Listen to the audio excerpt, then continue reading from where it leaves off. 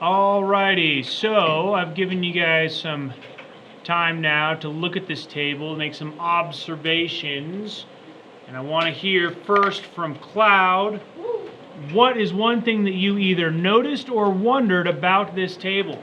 I said that the right column is times 12 corresponding to the left column. Boom, that is a good observation. So what Cloud noticed is that it doesn't matter how many cases that they ordered, you always multiply the number of cases by 12 to find how many paper towel rolls there are total. So that's a good observation. 1 times 12 is 12, 3 times 12 is 36, 5 times 12 is 60, and 10 times 12 is 120. Good observation. Does anyone else have a notice or a wonder? Josh, what did you notice or wonder? I wondered why we needed to know that. That's a good thing to wonder. I wondered that too. Like, why are they telling us this information? Why would someone put this table together? Does it really matter? And for our perspective, it may or may not, but maybe from the perspective of the store, they would want to know because maybe they're saying, hey, last month we sold 120 paper towel rolls, and so they now know how many cases they need to order in order to meet that demand for the following month. Emma, what's something that you noticed or wondered? Smaller number than the left and bigger number than the right. Oh, that's a good thing, yeah. So the number of cases is smaller, number of paper towel rolls is bigger, indicating that there are more than one paper towel roll for every one case. Good observation. Anything else you guys noticed or wondered? Okay, well, something that last class period someone came up with that I thought was kind of interesting. They noticed that here they're multiplying by 2 to get from one row of the table to the next row of the table. But they also noticed that to get from one column to the other column, we multiply by 12. And so this is kind of an important thing to know about tables. When we're talking about things that go up and down, this whole thing right here is a column. And I think about like the Roman architecture or Greek architecture that has these big columns. They're like vertical pillars that hold up a ceiling or hold up a roof, and that's a column. So columns go up and down, rows go left and right or horizontal. So when we get from one column to the other column, we multiply by 12. And here when we go from this row to this row, we multiply by 2. And someone asked, well, which one is the scale factor? Because they knew that this unit was kind of piggybacking off the last unit. And the scale factor here is when we go from one row to the next, because it's scaling, right? It's the same ratio of 1 to 12, but we're just scaling it and ordering more cases and therefore more paper towel rolls. Okay, so we would say this is the scale factor.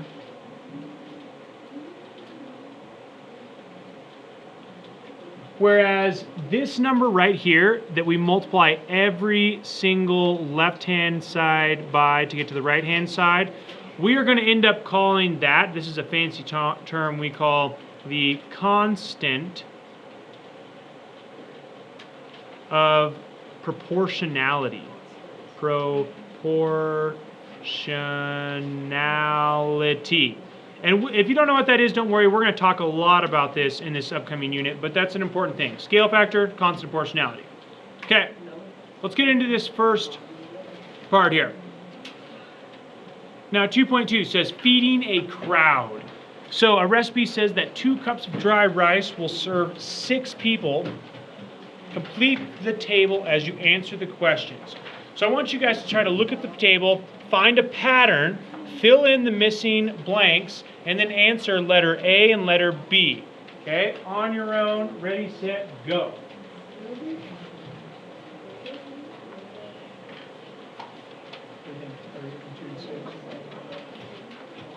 Yeah, but we can't add as you multiply.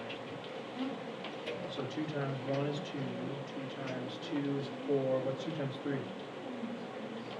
There you go, so we're multiplying all these by 3. Nice. All right. Then make sure you answer the questions, letter A and B.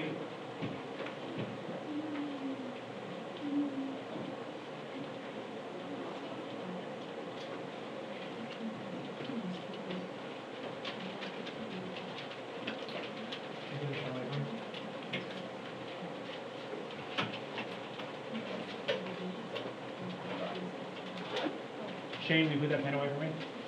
Did you just say No,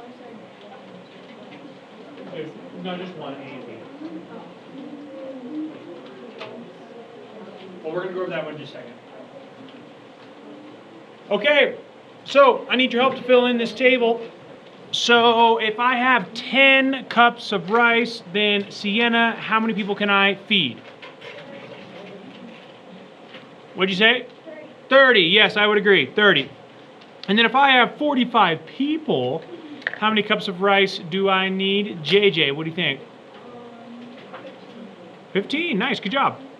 So to get from the left-hand side of this table to the right-hand side of this table, in other words, if I know how many cups of rice that I have, what do I have to multiply that by to figure out how many people I can feed? Josh, what do you think?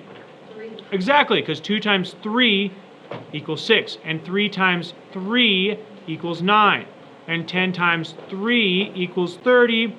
Now this one we had to work backwards. So if I go from rice to people, I am multiplying by 3. But if I am given the number of people, 45, and I want to find how many cups of rice I'll feed, what do I have to do there, Eden? How do I get from people back to rice?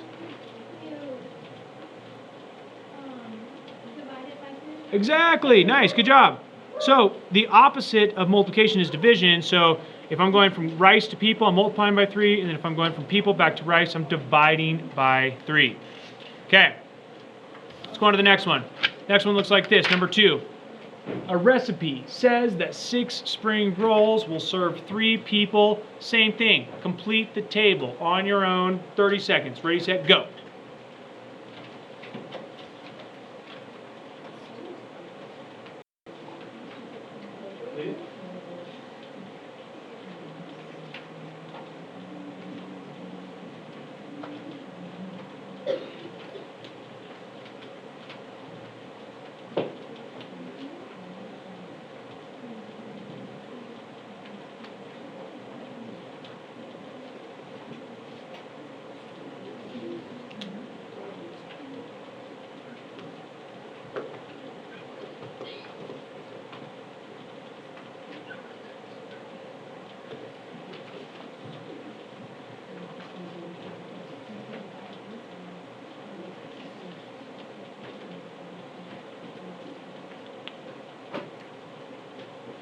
Okay, let's figure out what's going on here. So if I know the number of spring rolls, and I'm trying to find number of people, what do I have to do to the number of spring rolls to find the number of people? Catherine, what do you think? 15. How do I get from spring rolls to people? In other words, how do I get from 6 to 3? Well, 6 times 2 would be 12, so I think we have to divide by 2, yep, or multiply by 1/2. So 6 divided by 2 equals 3. So then using that, if I have 30 spring rolls, how many people can I feed there, Morgan? What's that, say it again? 15, yes, because we take 30 divided by 2, that is equal to 15. Now, if I have 40 spring rolls, how many people can I feed, Angela?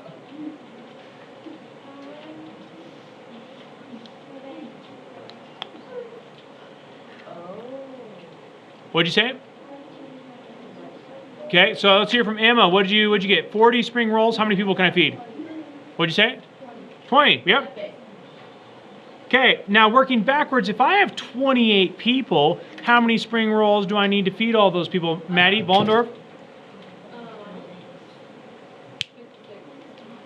56. I was close, I said 50. 50 is close. It's not quite the right answer, but yeah, 56. So if I'm looking at this relationship here, I know that to get from spring rolls, I divide by 2 to find the number of people.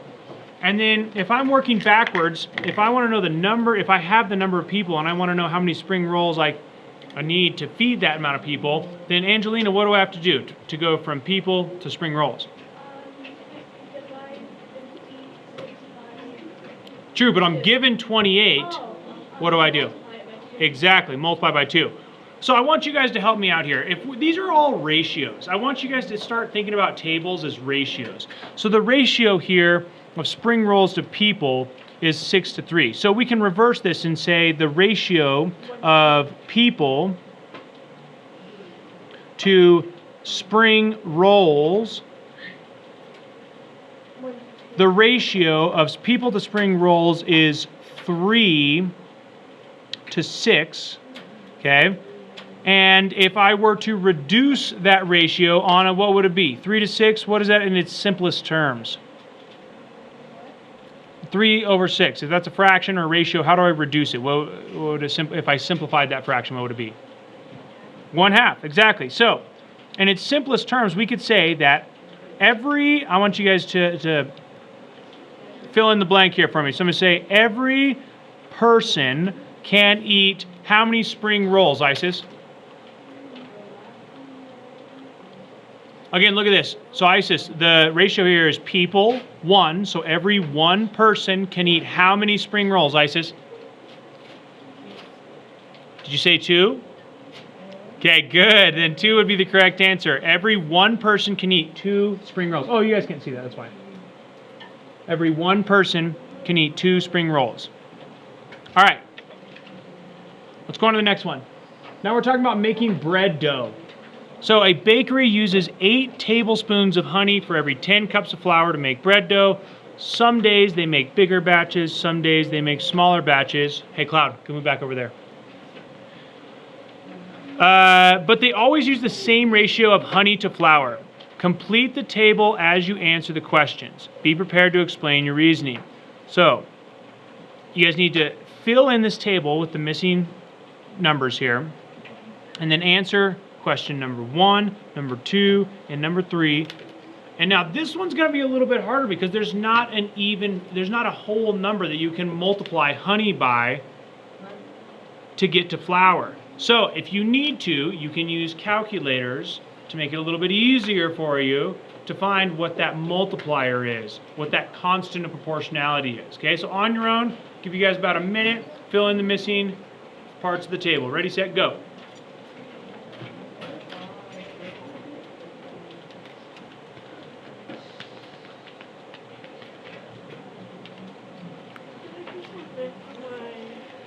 My locker. What's up? Can I get some lead from my locker? Yes.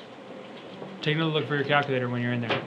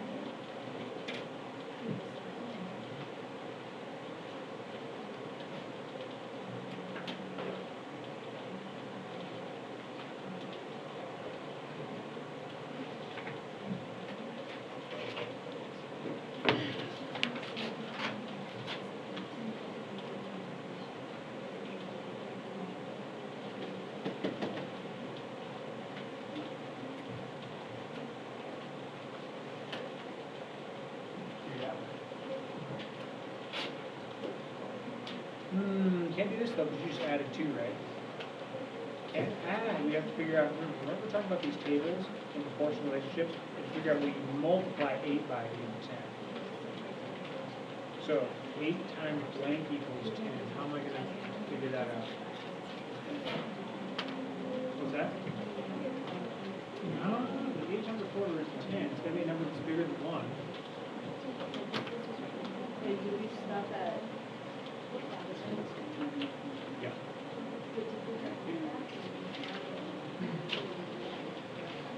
Okay, so this one's a little more difficult, but let's go through this together and see if we can figure it out. So did anyone figure out what I can multiply 8 by to get to 10? Nora, what'd you get? 1.25. Now that is not a very common number to multiply by, right? We're not familiar with multiplying by 1.25, but can someone else tell me how can I figure this out? So if I'm gonna put it like this, 8 times blank equals 10. I don't know what that number is that goes in the blank. How can I figure that out? Especially if you have calculators. What can I do, Riley? Divide 10 by 8. Exactly. Just reverse it and do 10 divided by 8 in the calculator, and I get 1.25. And that, of course, is what goes in here. Okay, so this is basic fact families. 8 times 1.25 equals 10. Therefore, 10 divided by 8 equals 1.25.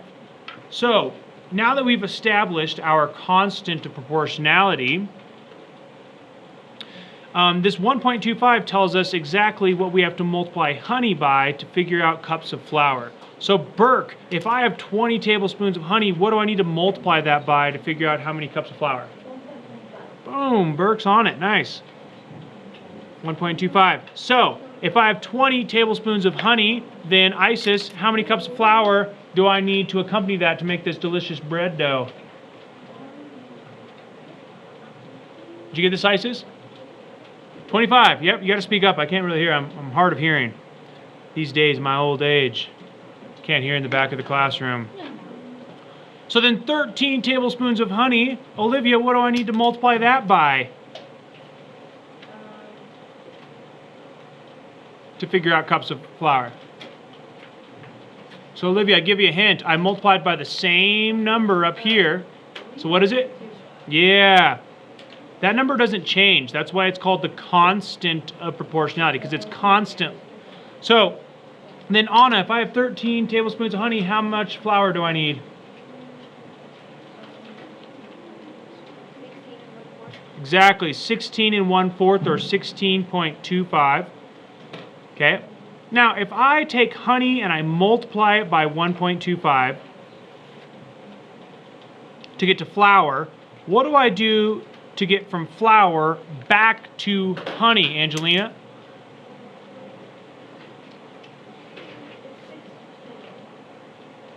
I agree, but how did you get 16?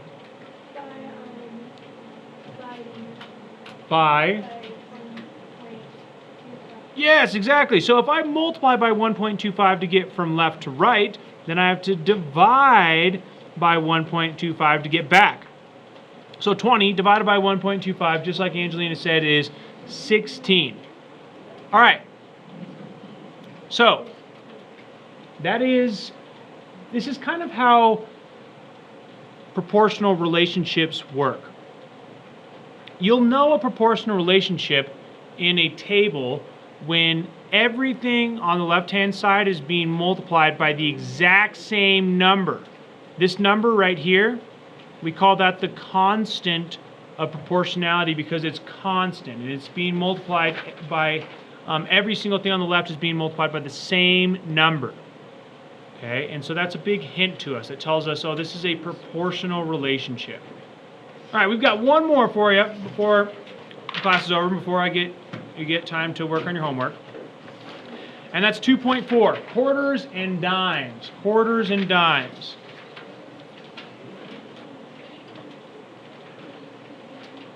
All right, so for quarters and dimes, they tell us 4 quarters are equal to the value of 10 dimes. And that should make sense because 4 quarters is equal to how many dollars, Eden? $1, exactly. 4 quarters is $1, and so is 10 dimes. 10 dimes is 100 cents or $1. So there is a proportional relationship between quarters and dimes, and it doesn't change. The ratio might change, or the numbers might change. The number of quarters might change, but the ratio stays the same. So we know the ratio is 4 to 10. So now, what I want you guys to do is use the fact that 4 quarters is equal to 10 dimes to fill in the missing parts of this table. again, if you need to find that relationship, that constant of proportionality, then you can use your calculators to do so. Okay, so on your own, go ahead and fill in the rest of this table. Ready, set, go.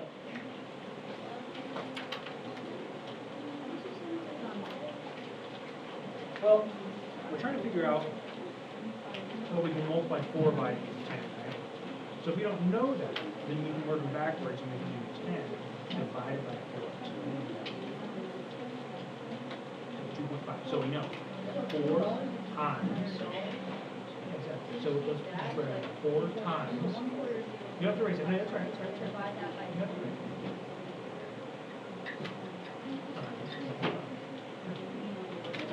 Exactly. So we're going to multiply everything by the same number. Good. Yeah.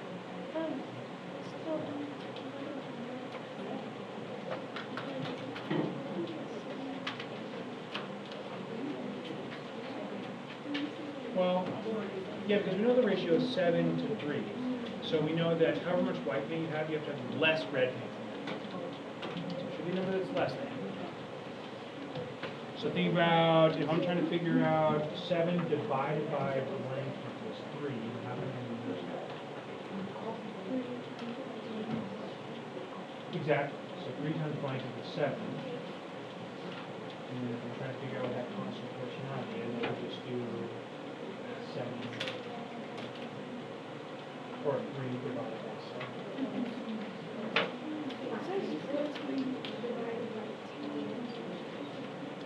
At 1 point.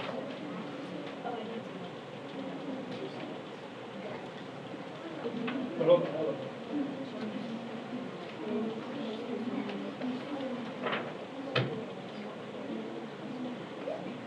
No, I think we did something wrong here. Because remember, we have to multiply by 0.25 every time.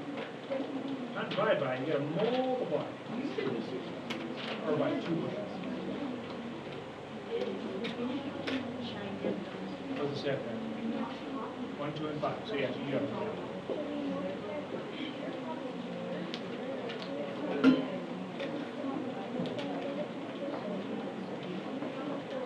No. These are just bigger terms. So these are the terms you use to fill in the blanks. Hold on, let me go through this real quick and then we can fill in, right? All right. So I need your help filling in this table. Before we fill in this table, I need to know, Angela, what am I multiplying quarters by to get to dimes? 2.5. Perfect. Okay, so I'm multiplying quarters by 2.5 to find the equivalent amount of dimes. So then if I have 1 quarter, how many dimes is that worth, Catherine?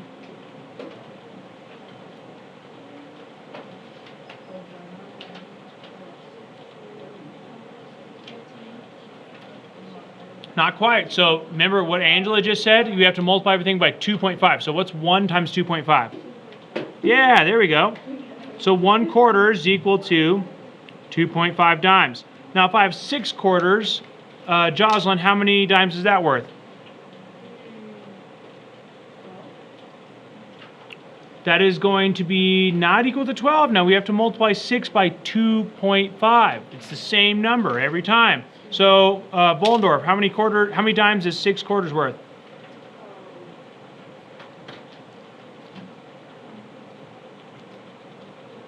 Okay, let's talk to someone who has their book open and is ready. JJ, what'd you get?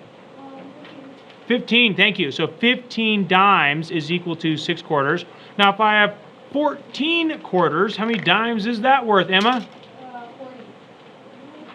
So 14 times 2.5 is going to equal, what do you say? I said 40. 40? Not quite 40. Gregory, what'd you get? 35. 35. So again, we have to multiply every amount of quarters by 2.5 to figure out how many dimes we're going to get. All right. So that's it for today's lesson. It's all about finding that number that we can multiply the left-hand side of the table by to get to the right-hand side. And we call that the constant of proportionality. And we know that two variables have a proportional relationship if you can find a constant number to multiply one variable by to get to the other. All right. we have just enough time to get started on our homework. So everyone take a look at lesson 2 practice problems number 1, number 2, and number 5. So I want you guys to get started on your homework and see if you can finish it by the end of class. Ready, set, go. Can I go to the bathroom?